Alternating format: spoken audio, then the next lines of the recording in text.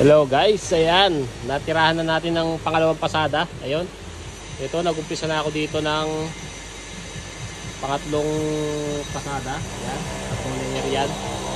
Gawa ng limang layer yan. Ayan, ito na yung binaliktad natin, nakadalawang pasada na. Ito yung kabila. Ayan, tara. Ayan. Yan yung tira natin ngayon. Yan. Yan. Tinirahan na natin ng pangatlong tira. Tatlong layer din. Bali ito dalawa. Kasi meron siyang tirang isa yan una.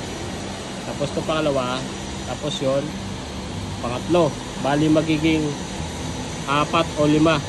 5 pala o 6. Ganun. A15 size. Yan. Yan.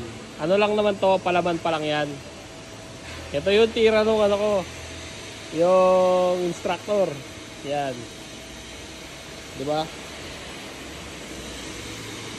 Yan ang tira ng instructor ko.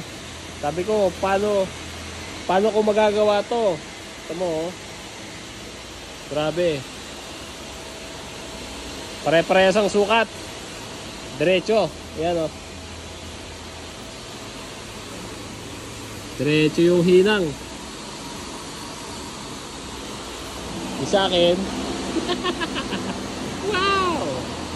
Isa akin bula-bulate. Ayan, bula-bulate. Ayan, bula-bulate sa akin.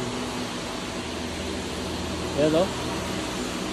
Taka na may napapamura na tuloy ako. May makina yung kamay. Hindi tinatablad ng init. Ayan. Malupit. Yan, dudugtongin pa to eh. Ito yung final. Dudugtongin pa to dito.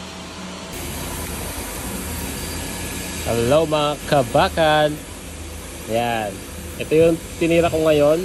Ayan. Ito yung welding number ko. Ayan, medyo okay na siya. Kuha ko na yung diskarte. Ayan.